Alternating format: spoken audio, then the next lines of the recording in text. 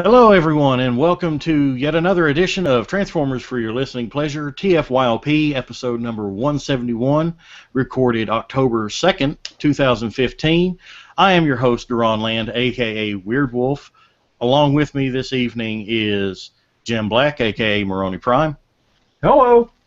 And TFYLP co-founder Greg Metcalf, a.k.a. Insane Galvatron. Hello. Got kind of a small cast tonight. Rick Alvarez couldn't be with us tonight, and everybody else is kind of busy. It's getting one of those kinds of years, but hey, such as it is, we're not available for every single show. But that's such as live podcasting and everything. You know, we take weeks off. I mean, that's if you guys have been listening for the last, how long have we had this new schedule? Like two months now? Something like that. Maybe 2 months, 3 months. We have crews that, we have an alternating cast, and I'll host one week, and Sideburn 2 will host the next. That's to allow for people, time off and go do things with family, loved ones, and everything. You don't get burned out. Don't want to get burned out, and honestly, my work schedule has been crazy, and if we didn't have this alternating schedule, I'd be like, you know what, it's just one of those kind of deals. And in speaking of work schedules, I know I said earlier a few weeks ago that I would be able to attend TFCon USA. Unfortunately, my employer has other plans for me, and I am not allowed to attend because I have to work. So it sucks, but yeah, boo hiss. I so wanted to go, but we are really, really short-handed at work right now, and so I'm going to have to stay home and do the work thingy and get a paycheck, Wait, you get paid? Some paychecks are good. Yeah, paychecks are. So yeah, that's the great thing about all this overtime I've been pumping in is because we, the paychecks have been nice. I've been buying lots of good toys and, but yeah. And here I thought work was just a part of life. I didn't know you were supposed to get paid for it. Dang it. Yeah. I could buy so many more little plastic people with that money. Yeah. Let's see here. Hold on a second. Hold on. Headmaster Don just messaged me. Oh. So he may be jumping in here. But anyway, without talking about a whole lot of other crap right now, this is a Transformers podcast, and we talk about plastic crap toys. Transformers. A room full of them behind me. Yes, we are Transformer nerds, and we talk about Transformers. God, what is that thing? It's Generations Legends Class Optimus with Reflector, Hole Punch, Tracer, and Roller. Is that like, that's got to be a fan mode, because that is the most atrocious thing I've ever seen. Everything is barely holding on. Outside of Armada Sideswipe, that is the most atrocious thing I've ever seen. I know. But it's actually able to stand up. Yes. But tonight we've got a great show. We've got a great show for you guys tonight. We're going to be talking. We got a listener question that is going to be the main focus of our episode tonight. We're going to be talking about double dipping on molds. What makes a great repaint, redeco, retool, and what causes us to actually buy those, and what causes us to pass on them. A lot of people, if you've listened to the show for some time, we did talk about this way back about 2 years ago on episode 70, repaints, remolds, and reuses. Oh my! Episode first aired on November 19th, 2013. It's on our YouTube channel and also available for download on tftalk.net. You can listen to it there. But we're going to talk a little bit more about that tonight. We have the listener question from Monsterbot. I'll read it here shortly, and we'll go into that. Also, tonight is the final clue in our Unite With Us giveaway. Listeners who have been listening to the show for the last 5 weeks have been getting clues that will lead to the eventual answer. And the first person to post on Twitter at TFYLP or post on our Facebook group, depending on what the timestamp is, preferably Twitter, because I believe that's faster, honestly, because it's like right here. And follow us on Twitter at TFYLP so that we can get in contact with you if you are the winner. The first person to answer the question through with the clues correctly is the winner. The rules are on the tftalk.net website, so if you want a reminder of those, go there real quick and check it out. Keep this video open in a separate tab if you're on your desktop, because you don't want to miss any action. We may give the clue away in a couple minutes. It might be half hour down the road, but sometime during this episode we'll give this last clue away, and you will have a chance to win a complete Combiner Wars Minosaur that includes Breakneck, Blackjack, and all the other great figures that are included with the. Is Off-Road in there as well as Breakneck? Off-Road is in there. So all you get 7. both gray vehicles with red windows. Yes. Yes. You can have your choice of Yes. car or pickup. Yes. 7 Suncons.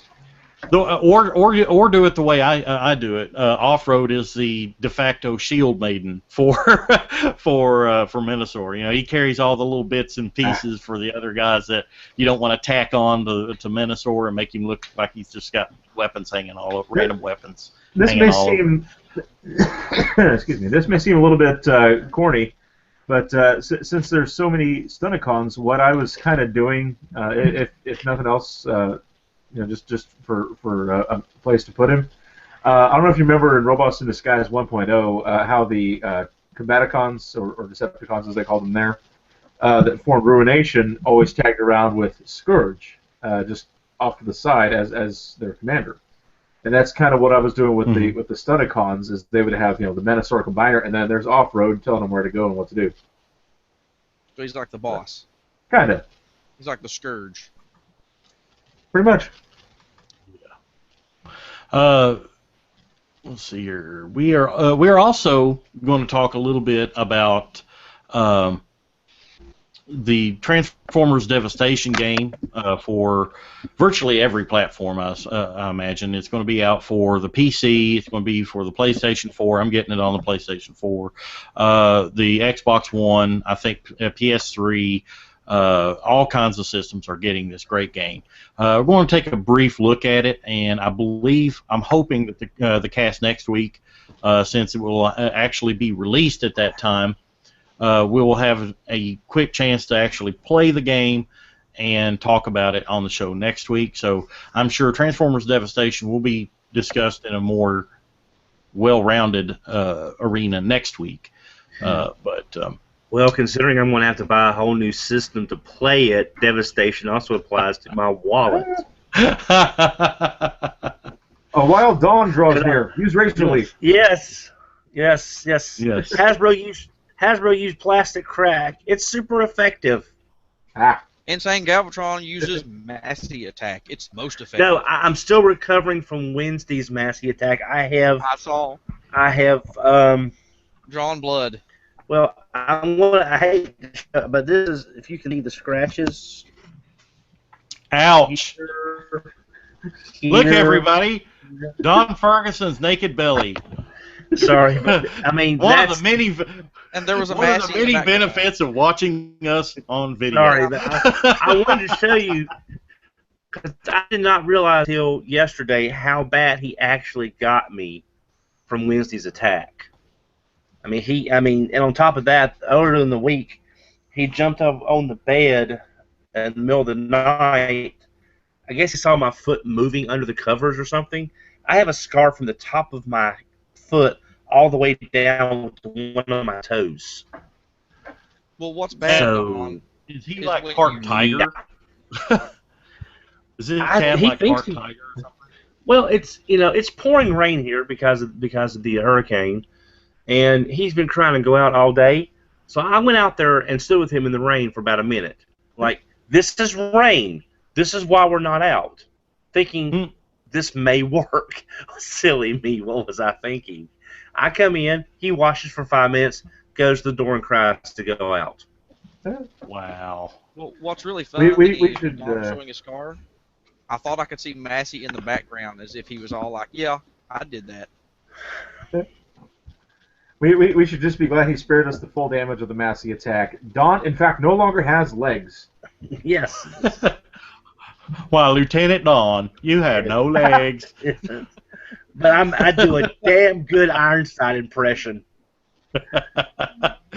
Well, we're That's also for going you viewers older than 40. we're gonna kick off the show here, but before we go, on the agenda when you were yeah, mentioning we'll get to that. We'll get to that here. Announce it now. Just let people know that it's coming. Okay, a huge announcement from Master Shooter Collectibles. Yes, later on in the show, I will be giving, because most people who've been to the conventions know I run the booth for Master Shooter.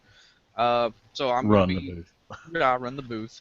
I will be... well, I'm there. It's usually me, the only one there, because the things are actually made in China, so, you know. But I will be revealing tonight the first TFCon Charlotte exclusive. Okay. Well, we'll make sure that everybody knows so they can change the channel. I'm kidding. Yeah. But, Okay, but yeah, before we do that, let's remind everybody that this show is brought to you by CapturePrey.com. Great toys, great prices, great service. CapturePrey.com, where you can save even more with the Capture Prey loyalty program, and also with orders of $150 or more, you can get free shipping. So check out CapturePrey.com. They are the sponsor of our Unite With Us giveaway.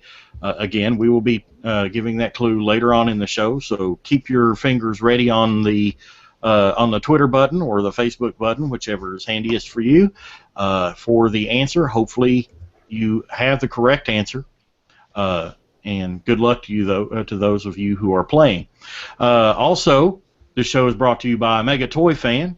Maximize your collection by minimizing your costs with Mega Toy Fan. Mega Toy Fan can be found at the biggest toy conventions near you, as well as TFCon USA in Charlotte, coming up here in just a couple weeks. So check out Mega Toy Fan at the booths, and also online on Facebook. You can find him on there and find some great deals that way. Transformers Devastation. Let's talk about this just a little bit. It's a video game coming up. It's Generation 1 based, very clearly Generation 1 based. Let's talk a little bit about what we do know about it. G1 based. They've returned a lot of G1 voice actors. I know Dan Gilvezan, Peter Cullen, Frank Welker. Who else is? Greg Berger. Greg Berger. Yeah, from Grimlock. For Grimlock. Mm-hmm. Who is the original voice for Devastator? Arthur Burkhart?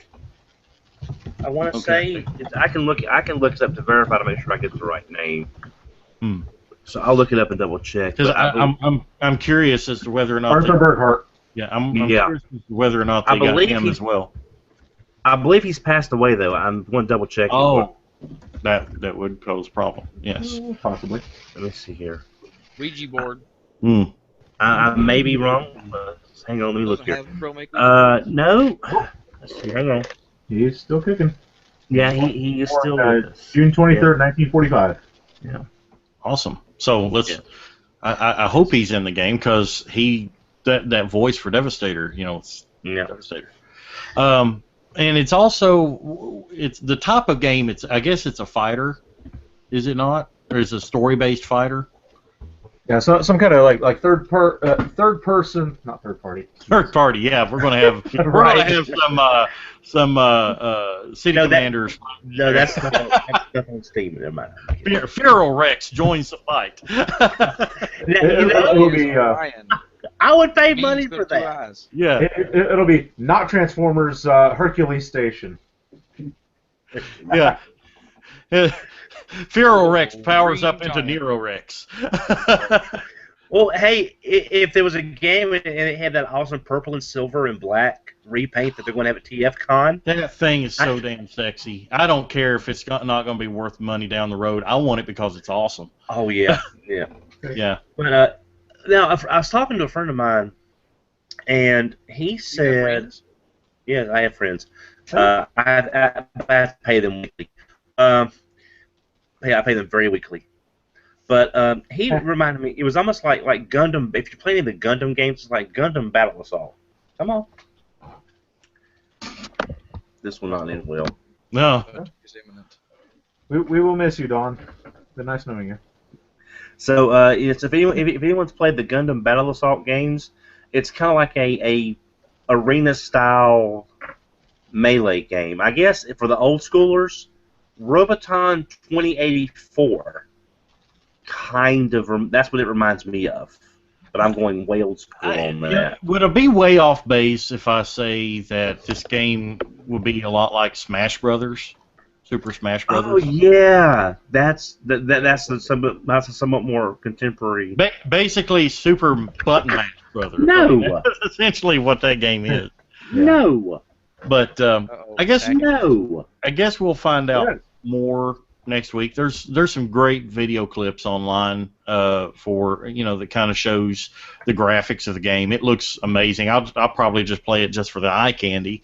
But how many here are planning to get it? How many on the show are planning to get it? Well, due to the fact that I'm on a limited budget, because I have to buy food and stuff. No, you don't need to eat. Yeah. These, Who needs that? these things Who taste needs to pay horrible. that? I need alternatives. Who needs a place to live when you have toys? Well, after I get out of the hospital, I cannot play it on any system I currently own. I will probably see if I can play a demo somewhere. We have a couple of local GameStops. If they get a demo, just so I can, because I'm literally going to have to buy a system to play it if I want to. And I haven't touched any of my current video game systems in over a year and a half, 2 years. So, yeah, I don't know for me. I'll Well, have to due get to it on the PS3 because that's the newest thing I have. Probably Yeah, not. due to the fact that I'm on. I'm sorry. Go ahead. I probably won't get it on launch, just because I still haven't even played Fall of Cybertron yet. I'm most of the way through War of Cybertron. I tried to pick it up and play again. I got stuck on the same level for about an hour and got frustrated. That- So Sentinel I'm Prime? not going to be in a hurry. I may wait for a price drop, because the games after games been out for a while, they get cheaper. Or may pick it up. It was secondhand Sentinel or Prime, something wasn't with it. No, it was actually the one where Ratchet is trying to heal Omega Supreme, and you've got to defend him. And what happened is Ratchet would go down, and then while I'm trying to revive him, I'm getting bombarded, and then I'm out. Yeah, I kept getting splattered by the ceiling in the Sentinel Prime level. I actually had. Wait, no, that was Fall of Cybertron. I don't know. No, that was you're thinking of the right one. That's War of Was it? Cybertron. Yes. Oh, okay. Oh, That's hey. the Decepticon campaign. Quick breaking news! I just noticed on the Twitter account, Sabertron.com just tweeted, Masterpiece MP22 Ultra Magnus is getting a reissue. So if you missed out on it, here's your chance to get another one. I didn't realize I it. can't deal with that now. Yes. Yeah. You can deal with him now. Yes, but just as an addendum to that, you might want to wait until after New York Comic Con, because there may be some announcements there on U.S. releases potentially. I don't know anything. I'm just saying, of all the masterpieces that are available, with next year being an anniversary of the movie, I can't see Magnus not getting a U.S. release in some fashion. I would see Hot Rod getting released before Magnus would, because Magnus's parts count would make him extremely expensive. That's not to say that they won't do it, because they did MP10, but I just think that that Hot Rod or one of the cars may be a little more cost effective for more bang for your buck. For oh yeah. The only thing I'm looking at is like I was looking at the other figures, and I mentioned this before, is that if the Japanese retail of Magnus on reissue is around the same price as Soundwave when he came out, and if they can bring Soundwave over here and 5 cassettes then it may be possible to bring Magnus over for around the same price. Yeah. Would be around the same price as MP10. He was like 120 originally. Mm-hmm. Well, that's before the price started going up and up and up. Well, I think Magnus was But, at 110. yeah. I don't think he had all To quickly close the Transformers Devastation discussion, and before we get too far away from it, what's the exact release date on that? Does anybody have that handy? On October 6th? Yeah. Okay, so 4 more days. So look for Transformers Devastation at your local video game retailer, and I'm sure it'll be available online as well through like Steam. I assume. That's what I was going to say. Those being that I'm on such a limited budget, I'm going to have to get it on Steam. Well, one thing I'm not sure of though, and I've not really looked into it too much just yet, is I'm wondering that pre-order incentive they have with the Nemesis Prime, the Red Alert, and the Goldfire or Goldbug. Mm-hmm. I'm wondering if that also applies for Steam, or is that if that's only a console-based incentive?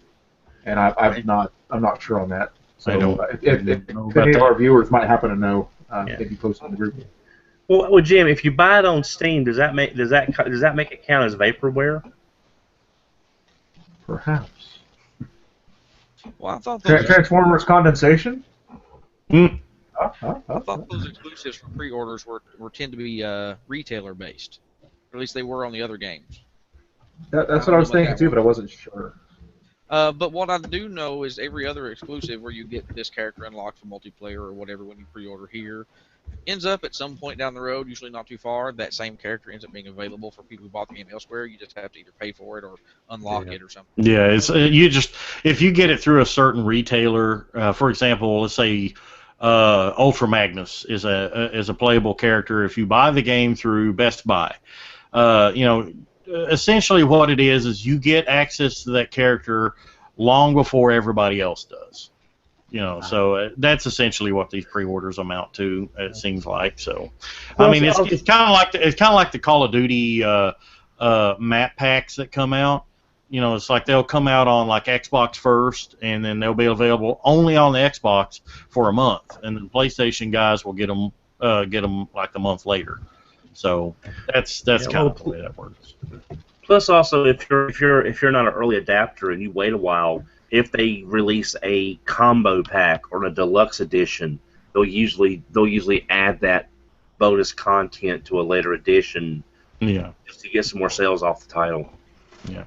Mm-hmm. Also, before we move on, I also want to remind everybody that Play With This 2, led by our own Rick Alvarez, is currently going through a Kickstarter 2.0 program where you can fund or pledge money for Play With This 2 so that they can get off the ground and produce the first few figures, including Boneyard and Jetstrike.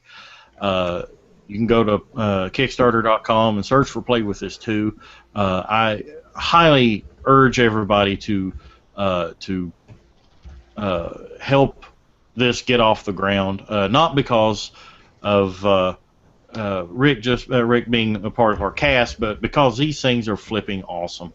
I have personally held both of these molds in my hand, the prototypes. Did a photo shoot for them here a while back, and even as very, very early protos that were, very fragile, they were really good, really amazing figures. And if you're a fan of Transformer Pretenders, if you're a fan of Masters of the Universe, any kind of action figure genre, these things will have a place in your collection. They're great. The detail is amazing. I highly recommend it. Even if you just pledge for one figure, it's one figure. It can help the bottom line. So go to Kickstarter.com and search for Play With This 2, and please pledge for Play With This 2, the Lost Protectors. Also, let's go on to Master Shooter Collectibles and get this out of the way. So you want to do the announcement real quick? Oh, get it out of the way, like it's going to get it out of the way because it's on the show if I don't do it. Well, I don't know how big our topic will be tonight, so I don't want to forget it. And also with the giveaway, I don't want to forget. So. Well, given that it's an exclusive, it's kind of along the theme of our topic for tonight with the triple tripping on double dipping, buying repaints and stuff. All these exclusives are recolors, and we know Master Shooter's been doing these Target Masters, which are a lot of recolors of the same parts, assembled differently with different weapons. So anyway, for the exclusive for TFCon, exclusive number 1, there's going to be at least 2. They're working on a 3rd, but the first one is there's something that was actually planned for TFCon last year, but there were some problems with production plus personal life stuff that just caused delays, so they held it off until this TFCon. It is High Q and High Fire, which it's for the people who missed High Q at Shardacon 2 years ago.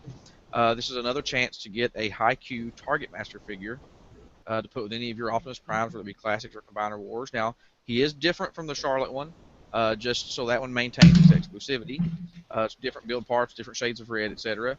And he comes with a recolor, which would basically be like your Fire Guts, Target Master of High Q, which knows High Q is spelled different for trademark reasons. It's to go with the BotCon Genrai, which was the orange repaint of Optimus Prime based on the Fire Guts Genrai from Japan. So now you have like a little Power Master converted Target Master figure for him as well. And so it's a 2-pack that will be available at TFCon Charlotte. You're getting your first peek here. We'll post better pictures up on the Master Shooter Collectibles page and then share it to some other pages tomorrow. So what you're saying is that there's a capital Q and a lowercase q. Yes, because he's burning just as he's. Yes.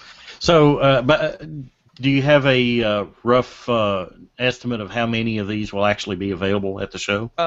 Well, just due to limited number of parts, these are limited to 51 sets. Mm-hmm. Wow! Exactly so extremely limited. Will be. Yes. And do they have a price yet?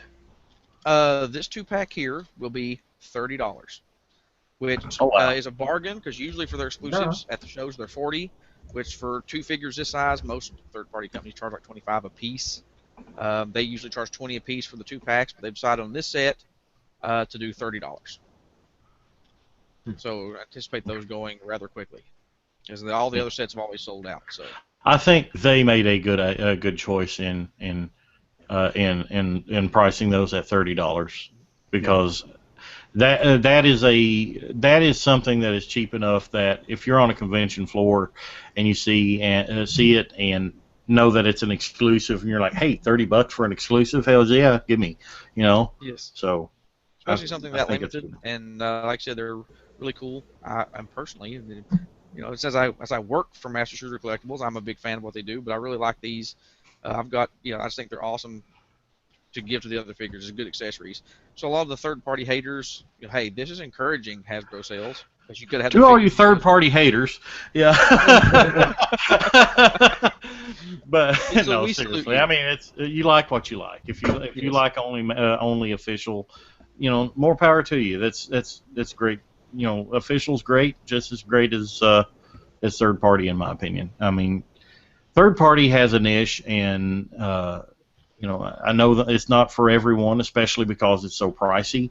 But if you can afford it, and even if you just afford one figure, there's some great stuff out there, really great stuff. I just recently got my hands on the Saurus Ryuo figures from Fans Project, the Dino Ichi and Dino Ni.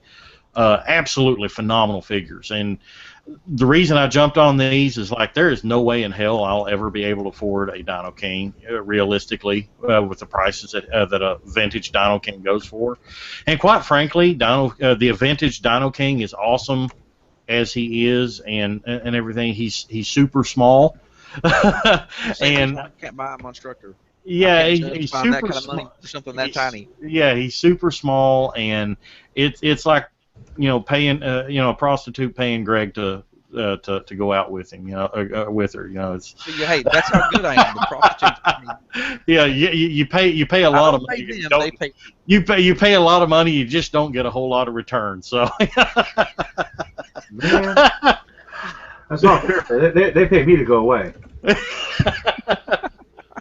but seriously though, I mean, these guys, I'm torn between the first two, Dino Ichi and Dino Ni, is which one are my favorite because I mean the monster modes are just like I mean they're good size, they're small Voyager size, well Dino Ni is I'd say large deluxe, and Dino Ichi is a small Voyager.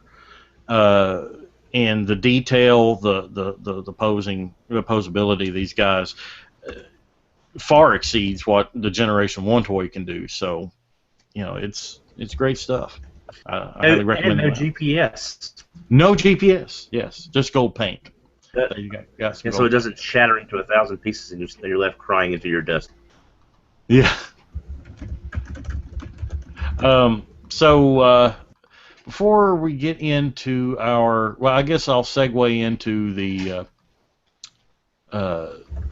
topic of the night. And yes, Kat, I know you're there. Is it an attack?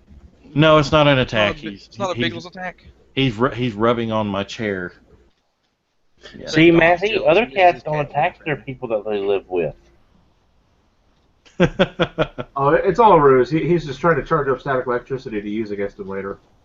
Yeah. Mr. Bigglesworth, you use electric. But we had a listener earlier this week. Listener sent us a message via our comment section on tftalk.net. Monsterbot writes, he's from cybertron.ca up in Canada. Hey guys, love the podcast. I can read.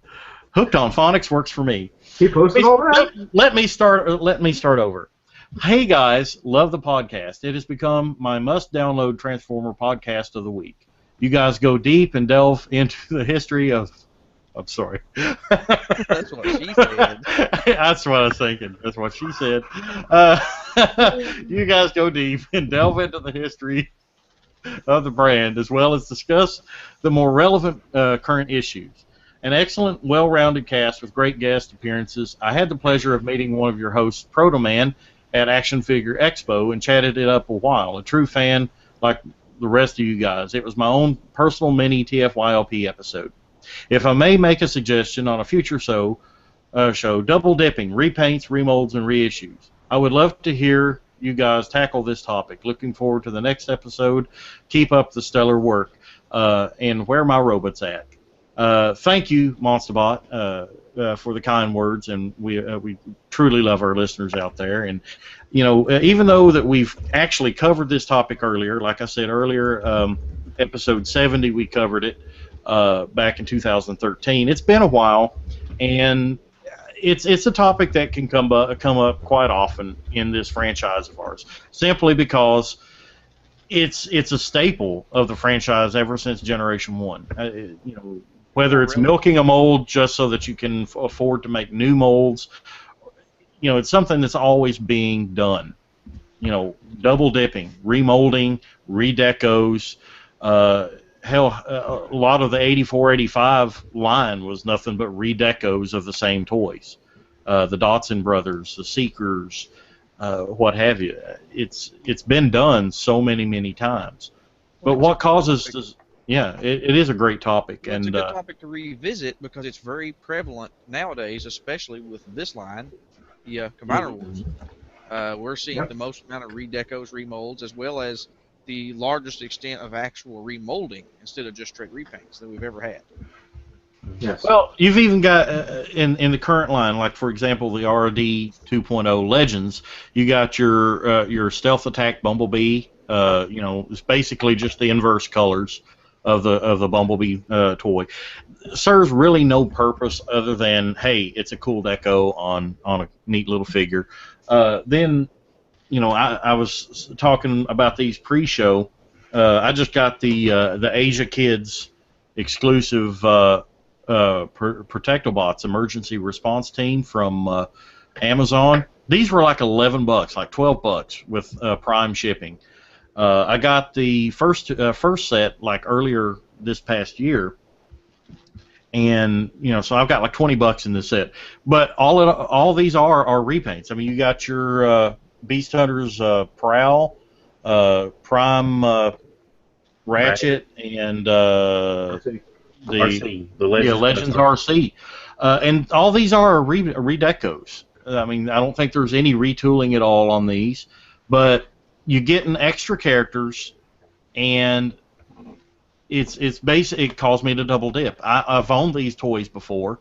I don't currently own these molds anymore, except for these, but you know, these are a really nice deco because if you're unaware, the deco on these is homaging the Japanese Transformers Guard City redeco of Defensor, and I'm like, hey, I would not mind having those. You know, even though they don't combine, hey, it's a really, really nice deco. So that's one of the things I want to talk about tonight is what makes you double dip on a mold. Is it the character?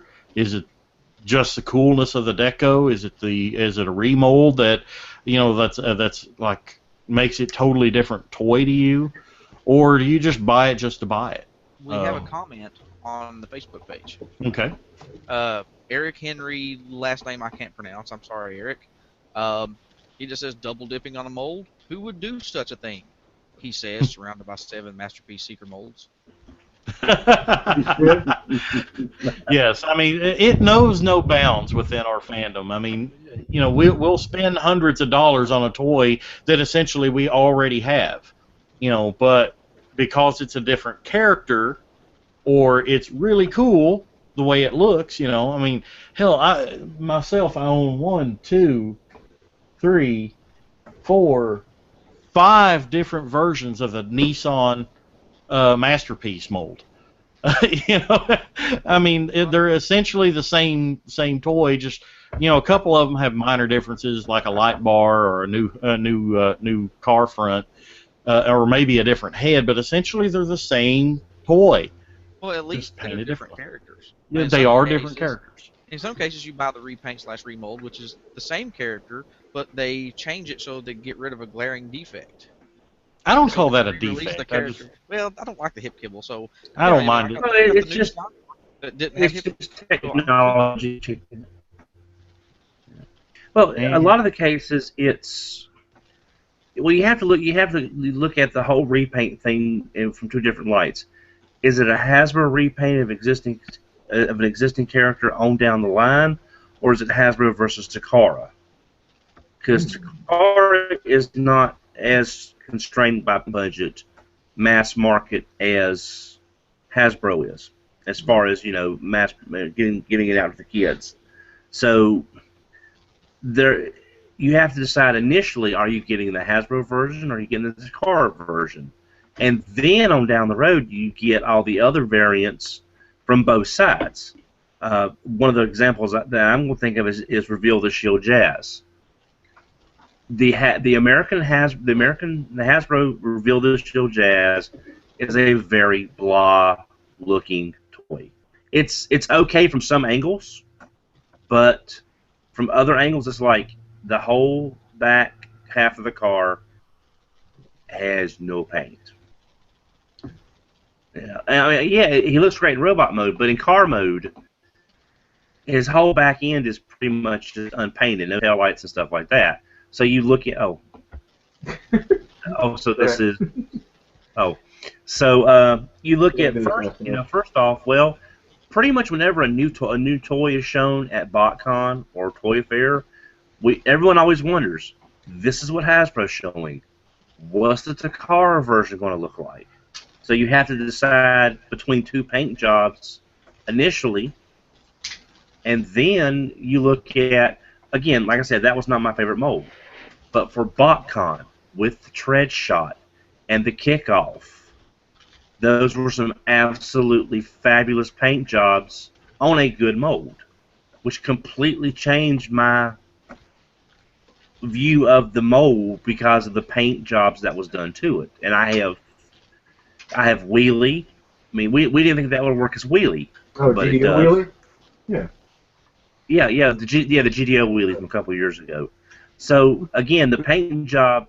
Which actually can't was make or break mold. surprisingly good, by the way. Yeah, and like I said, we never would. When we first heard about that, we were like, no, that's not gonna work. And then we get it in hand, and it works really well.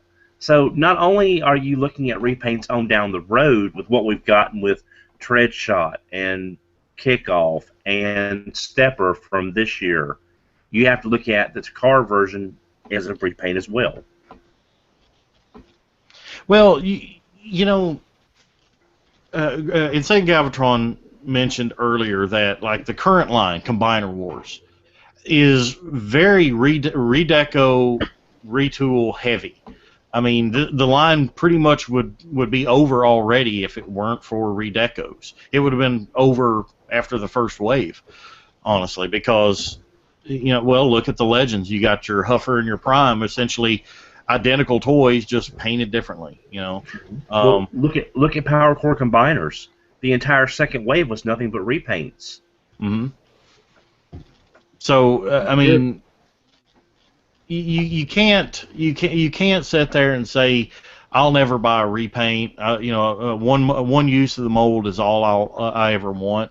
In a lot of cases, in saving money, it is a good idea to, you know, it's like, well, I've already got that mold. I don't need it again. I don't know how many times I've actually said that, especially recently. You know, I've got limited space behind me as to what I can buy. I do plan on expanding, you know, to with one, maybe two more shelves, or display cabinets. But you know, whenever you have limited space, you don't have infinite growth. So you got to be really picky with what you're buying, and one of the ways to do that is say, okay, I've already got that mold, I don't need it again. Mm-hmm. But there are times I'm like, you know, that's just too damn awesome. I've got to get that.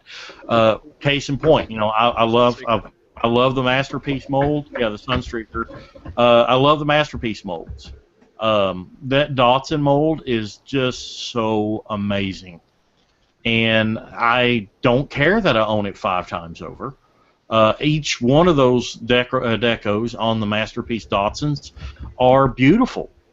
You know, not only are they different characters, actually 3 of them are the same character, just painted differently. Mm-hmm. Blue Streak. You got Blue Streak, Silver Streak, and Blue Streak.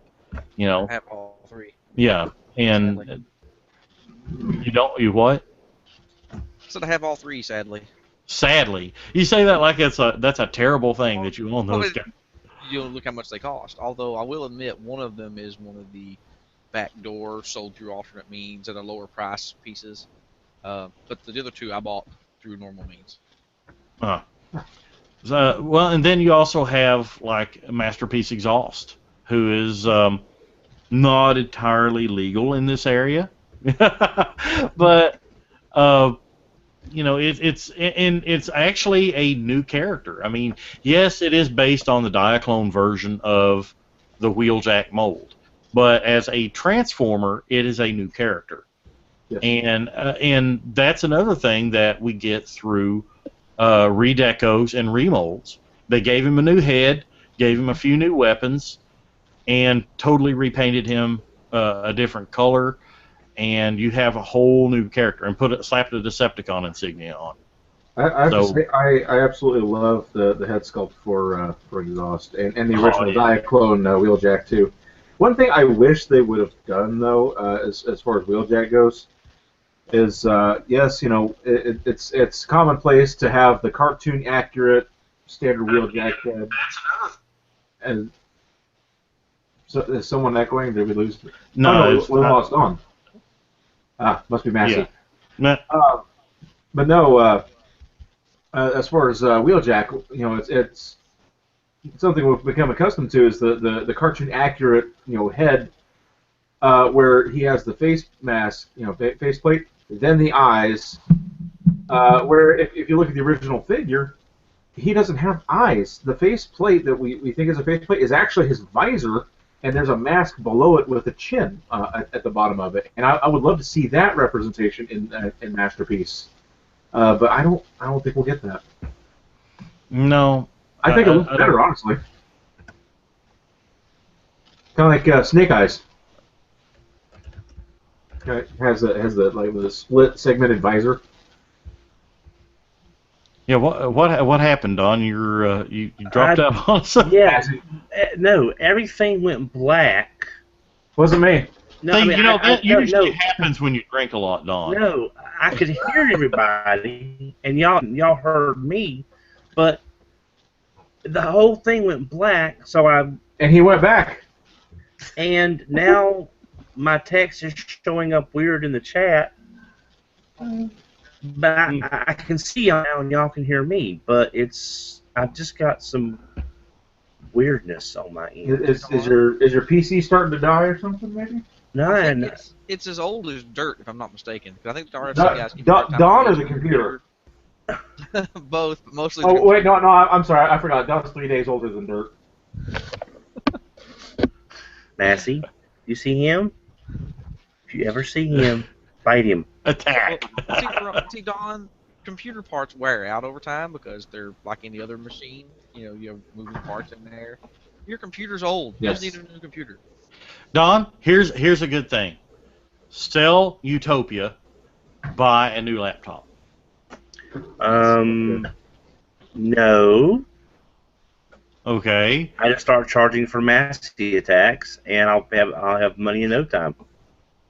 I was actually looking at new laptops the other day at Best Buy, and there's some great prices there. But anyway, would those be Massey attacks tax? Attacks on Massey attacks. Maybe? Yes, Massey attacks. Massey attacks. Oh, I see what you did there. Yes. The joke was too. But I gotta say though, and St. Galvatron, that what you were saying just brought something else to mind. You were saying how computer parts tend to wear down, and this and the other over time, and it got me thinking. That might be part of the reason why we get repaints and remolds too, is because older representations of those characters might not have withstood the test of time, or might have just been powder anyway. One prime example is Generation 2. We had Slingshot. That if you have any clue as to the status of G2 Slingshot, he is so fragile that if you look at him, he will explode into vapor. Well, a better example is Classics Seeker Mold. Yes.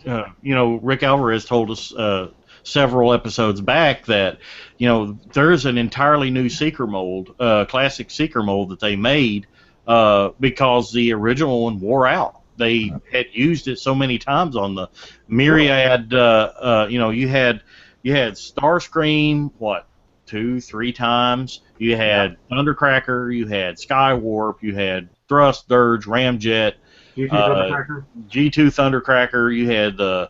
It's been used umpteen dozen times, plus all the Henkei uses.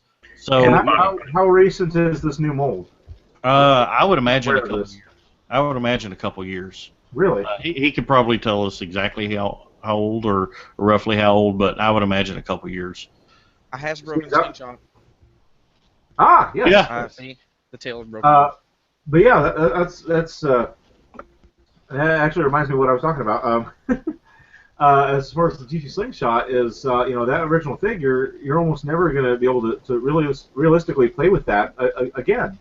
The vintage piece. So upcoming here, I think in January, is it? In Combiner Wars, we have the Generation 2 themed Superion box set coming out, which has the the gold slingshot, or Quick Slinger now as he's called, and it's an opportunity to again play with that figure in that color, that design again for the first time in 20+ years. Yeah. Well, I think one thing right now is that we're more willing to buy repaints because the repaints are now planned a lot better. Because Hasbro said days of them just sticking names on characters that don't have any representation to go with the name is not really a practice anymore. They're actually planning. This started with the Generations Reveal the Shields, where they started doing other head sculpts with certain models, like Perceptor would have been Reflector if we'd ever gotten that. So with Combiner Wars, I forgot about that. yeah, so they're actually planning their repaints and their retools in advance. So they make a lot more sense as well, other they're design. They're basically. You know, they're you there, Jordan? What? Go ahead, Don. Oh, sorry. They're being Yeah, designed. you're breaking up really bad. Sorry, hang on. I'm not sure what's going on my end. Yeah. Basically, the repaints are being planned out, so they make a lot more sense now. Yeah. Well, Yeah, I that think the it's. best example. The best example of that, and I think they really hit it, was even going beyond the new head, was the Universe 2.0 Sideswipe Sunstreaker, where they not only planned it with different heads, but they worked in alternate transformations for the two brothers. So one had the car hood chest, Yes. the other had the roof chest. My main gripe about that mold, though, is they use translucent plastic needlessly inside the figure. Like the slides for the torso, that mechanism, translucent plastic, it's going to break. Well, listener on Facebook, Bill Kustis, he posted 9 minutes ago. He said, sometimes I get multiples of the same mode that I like, no matter how many times they repaint it. Case in point, the classic Seekers. I lost track of how many of those I own. You know, it's like if you just like a mold, you'll buy it however many times they release it. I was very much the same way whenever I was heavily into the classics or Chug line. I had tons of those things. I think there was the first Starscream, then the anime accurate Starscream, then I had a Henkei Starscream, and then I had Thundercracker, I had Skywarp, I had Thrust Urge and Ramjet, I had what else did I have? Acid Storm? Did you say Acid Storm?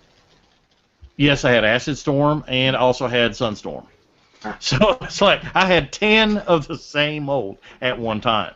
It was so bad for me that I had the bot set with those as well as all the ones. Yeah, and I even got those CMHS knockoffs in the Acid Storm, not the Acid Storm, but the Rainmaker colors. You know, that begs the question. You mentioned the CHMS Seekers. Knowing what we know now, that they made a new classic Seeker mold, did the CHMS, was that from the old mold, or was the old mold destroyed? It's possible they could have got it out of the factory. Because I mean, it was so close. I mean, it was so almost virtually indistinguishable from the original classic Seeker mold. What's the difference between the two?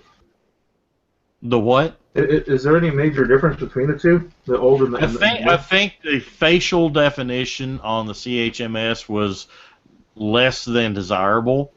No, I meant between the first mold and the second mold, the new mold. I don't think there was any distinguishing mark. I think they both molds off the same master, so they would be identical. Okay.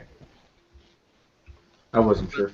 But the CMHS were what you'd expect from mold degradation. I mean, some of the details kind of washed out a little, starting to get a little loose. I mean, it just kind of felt like what you'd expect from if the first mold had kept getting used. Yeah.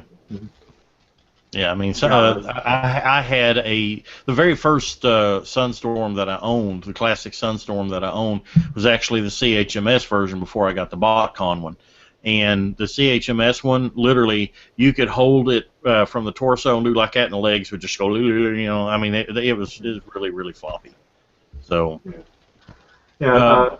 Speaking of alternate heads, I completely forgot. When was it? About 4 hours ago, in our TFYLP group, Orson Christian of CapturePrey.com posted prototype shots of the upcoming scatter shot, as well as the potential Armada Demolisher from the Onslaught mold with the Armada Demolisher head. And that's another example of repaints and remolds. I did ask him though. I asked him if it had a different combiner head, and he said it is just the Bruticus head on the prototype. So who knows? Yeah, and I am eagerly anticipating getting those in my Lightbox, probably within the next week. I'll tell you what. I'll tell you what. I really, really for listeners who don't know, if you're following the Facebook group, he says Yellow Wolf Studios will do their shots. That's me. Weird. But yeah, what? Oh, third party. What? Third party Yellow over Wolf here. Studios? Yeah. No, but seriously, I can't wait to get my hands on those. They, especially the Brawl. I want to see what the Brawl mold looks like. I think it could be redone into a nose cone, and I'm also excited about the scatter shot. I want to see what they've changed on the scatter shot. So far as we know, I plan on doing full turnaround shots on those too. So, let's.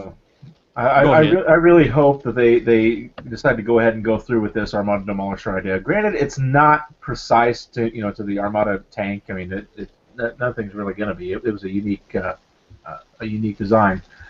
However, I could see them doing that since they did Armada Megatron, and then last year they did Starscream.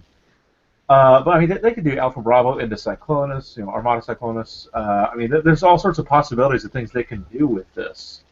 Heck, Sunstreaker into Armada Wheeljack. They could really do something with this. Yeah. Edward Hunt just posted on our Facebook group, could Takara be making new molds for each Seekers they make?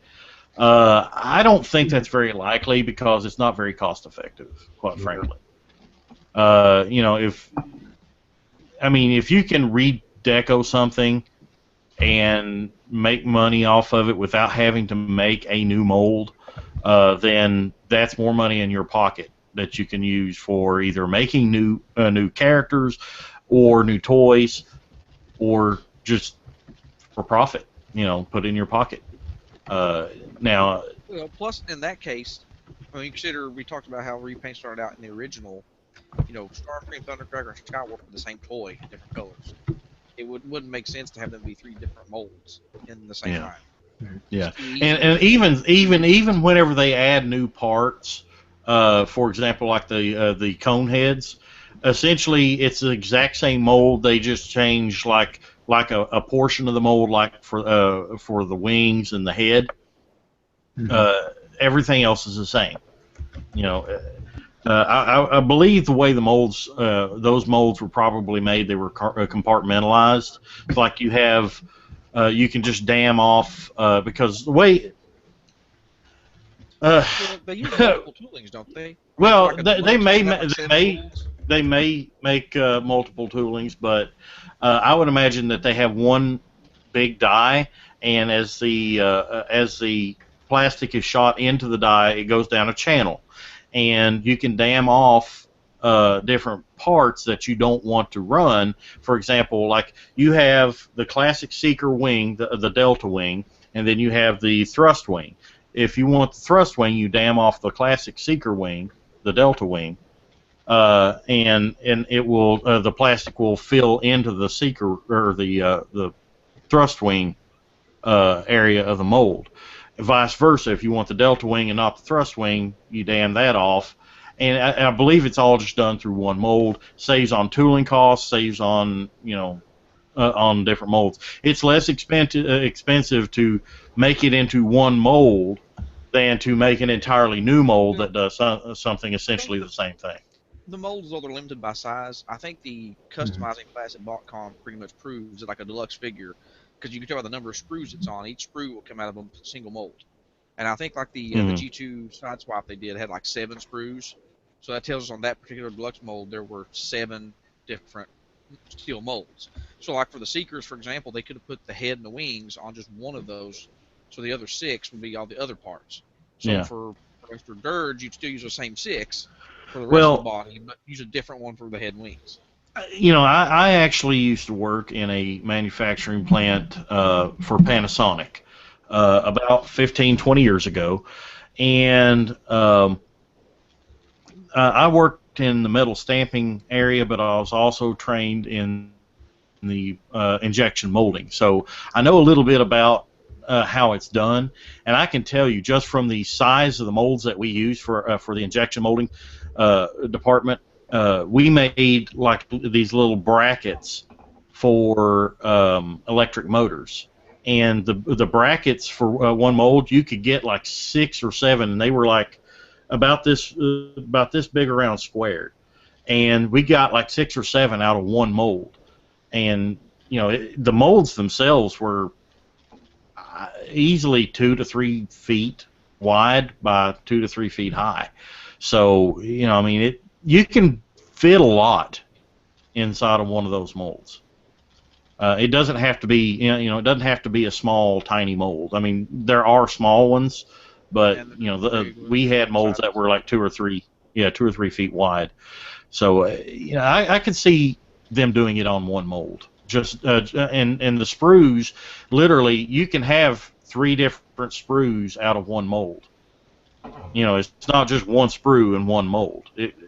You can set them up in like a one of them was set up in a triangle pattern. There was one sprue in the upper left, one sprue in the upper right, and then one in the middle that was kind of long that was on the bottom. And there was completely independent screws. You take them out, they're connected by like one little piece of plastic. You just break that piece of plastic and you got one set here, one set here, one set here, and you can actually make 3 different things at the same time off of one mold.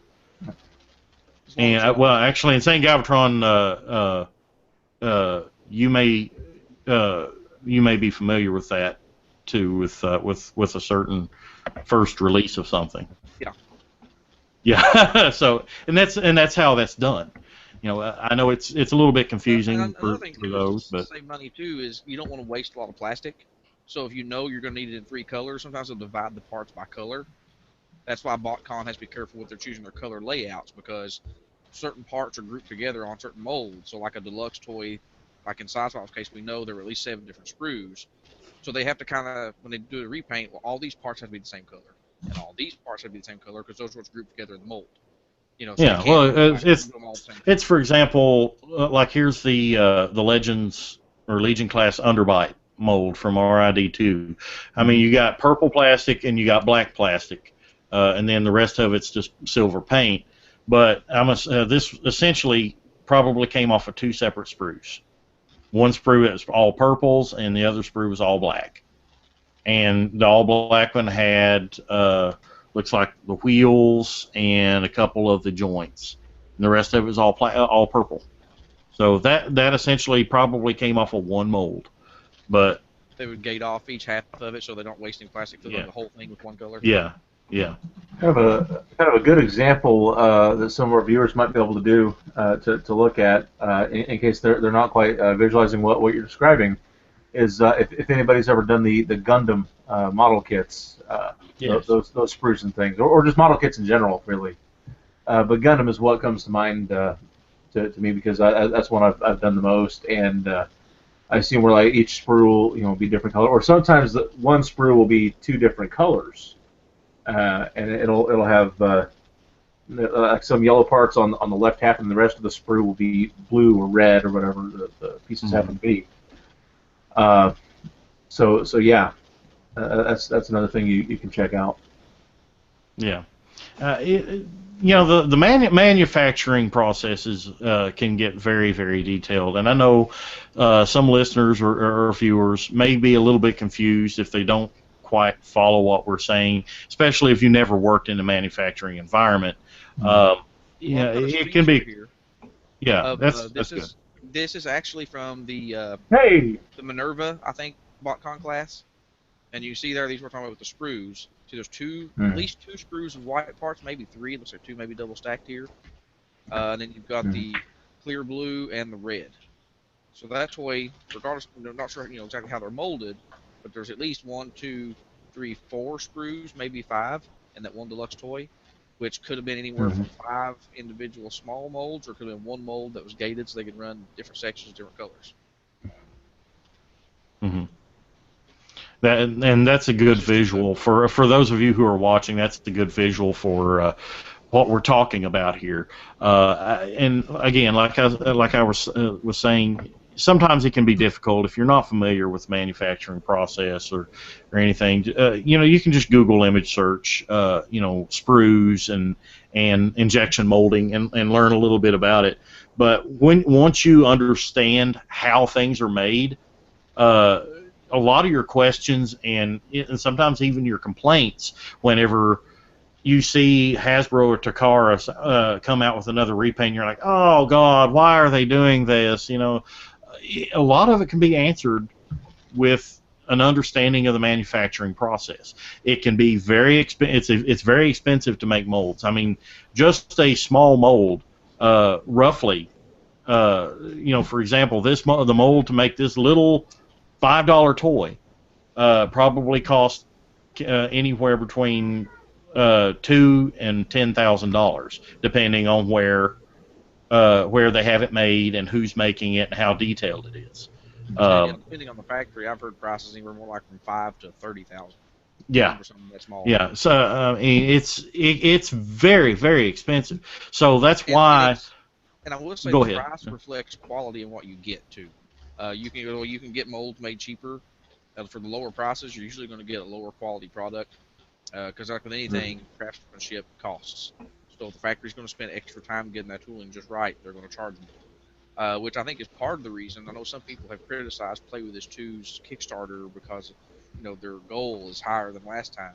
But I think a lot of that has to do with Rick's connections because of working at Hasbro. He's going with a better factory that's going to make a better quality product. And of course, tooling costs. I mean, most people think, more people think that money's going, but I'm sure a large chunk of that is just going to tooling, because that stuff's not cheap. I mean, it could be as high as $60,000 just for the tooling for those two figures. And the other 30 would go toward production, packaging, paint. Yeah. I don't know if my video was like really lagging out there for a second, so I don't know if the listeners got all that, but sounded fine to me. Yeah, okay. It really lagged out for me, but the gist of what I got you were saying, I agree with, because production costs are really, really expensive, and that explains a lot of why there are so many repaints sometimes. I mean, especially like the Masterpiece Dotson molds. I mean, yes. They have repainted that a million times over already. The Masterpiece Seeker molds a million times over already. How many different versions of Starscream, Thundercracker, and Skywarp alone do we have? So you've got to have those repaints in order to fund newer molds being made. Right. Without repaints, redecos, or retools, quite frankly, Transformers would be a very short-lived and uninteresting line, because there wouldn't be as they'd be more expensive, and there wouldn't be as many different characters or toys out there. Well, for that matter, because if you really stop and think, a good, just roughly, I'm gonna pull a number out of my butt. 80 to 90% of Transformers are redecos or retools. Mm-hmm. I mean, I think that's a fair assessment. Well, you mentioned Masterpiece. Just if you think back, Don, over the past decade. Yeah. What was that? Oh, it's the video is like really lagging out on me again. I can't even see. I can't even see y'all again. My whole screen's black. I suspect it has a lot to do with the weather, because Don said it's storming where he's at, and it's also storming here. Yeah, and St. Galvatron is only about 40 miles from me, so I'm assuming it's storming there too. Yes, it is. Well, another thing, if you think back over like the past decade or so, since we've even had Masterpiece at all, think back to how Masterpiece first started out. You had Optimus Prime, you had Ultra Magnus, the Nemesis Prime, the Dead Optimus Prime, the Optimus Prime with the trailer. I mean, out of the first MP10, or I'm sorry, MP09 figures. Yet Megatron, Starscream, Thundercracker, Skywarp, Sunstorm, and all these others. You had Hot Rodimus or Rodimus Prime, and you had Grimlock. Well, wait, was Soundwave in that or no? He was after that B10, wasn't he? Yeah, he was later. But just in those first 9. Rodimus. What's that? I think Rodimus, I believe. Rodimus was the last of the. Yeah, he was MP09. But how many Optimuses and how many Seekers did we get just in the first 9 masterpieces? And that they were of a complex scale. They had all these different detailings and features that you wouldn't find in an average figure, and the price reflected that, I think. But as a result of it doing so well, look at what we're getting now. We're able to get smaller scale with the same level of detail, maybe a little bit less complexity. Like if you look at Sideswipe or Bumblebee, something like that. But even so, we're still able to get these wonderful representations of these characters in that classification of masterpiece because of all the repaints and whatnot that we got from the get-go in the origin of the line. So. Yeah. Well, we're also seeing a significant. We've talked about this already, but another good example I think would be double dipping, because the mold has been retooled so much. Because we're seeing unprecedented levels of retooling in molds, such as what I'm thinking of, Springer and Sandstorm, Silverbolt and Cyclonus. They just announced another Springer today. Yeah. Which I want, by the way. That thing looks gorgeous. Yeah. So, I mean, not only we are buying the same basic molds, but they're restructured to the point where they are almost worth considering as a different mold because there is so much redone. I mean, look between Springer and Sandstorm. Yes. Between those two, and just in Combiner Wars, Rook and Swindle are so different; they're like 2 different toys. Exactly. So I mean, look anything alike. Yeah. So I think that helps the fact that when you look at it, it's like, well, I am kind of buying the same mold, but I'm also not, because it's so different that you're really, and plus with being Combiner Wars, you're going to need to complete the sets anyway. So it's nice that everything has got some variations, so you don't have, like I said with Power 4 Combiners, every other wave was a repaint wave. Mm-hmm. Got a lot full of Massey again. He's being real affectionate for some reason. I'm not sure what he's planning. So he's not being a masshole. Huh? That's a first. He's being kind of good, which is kind of worrying. That's suspicious. Yes, very suspicious. But there's a lot. But I think one thing about Combiner Wars is that we do need some new molds, because even with the amount of retooling that we're getting, we really could use a couple of fresh molds in lineup. Well, about that, I want to say that for the most part, aside from the upcoming squadrons of Autobots like Wheeljack, Trailbreaker, Mirage, and all them, for the most part, I want to say that these first runs of molds are just about done, because starting next year we're transitioning into different sets of molds, with examples of like Brawl coming down the pipeline, Skylinks, and all these other new ones. Granted, we're still getting remolds and repaints like Blast Off and Scattershot, him being from the Silverbolt mold, but I think they're just about done with repainting and remolding what we've got so far, and are kind of working on transitioning toward other ones, because we're gonna get Bruticus, and that uses a variation of the hotspot mold in Onslaught. We're getting Blast Off that was not Quickslinger. Sorry. But Swindle is from Rook, but he's a heavy remold into a Jeep from a what kind of vehicle is that? SWAT vehicle? Like an armored SWAT car. But Brawl is a completely new mold, a totally brand new mold. Skylinks, when I first looked at the thing on the screen at BotCon there in the panel, at first glance I was like, is that the Silverbolt mold? Now I got to look at it, I was like, no, that's not. That's a whole new figure. And I am still not convinced until I see it in person that thing does not separate into two halves. I'm going to find a way, even if it's just removing a screw somewhere. There's got to be a separate burden of links. And as far as repaints go, I think we'd be remiss not to bring up BotCon. I mean, we have already in the past. That's right. But BotCon is basically repaints of existing molds, and some with retooling, retooled heads or parts. Mm-hmm. And those of us that have gone to BotCon usually get these sets because they're different characters, different universes, but they are all basically repaints and some with slight remolds. Thrusts, wings, the head sculpts, other than, with the exception being Oilmaster, a completely new mold from a canceled concept.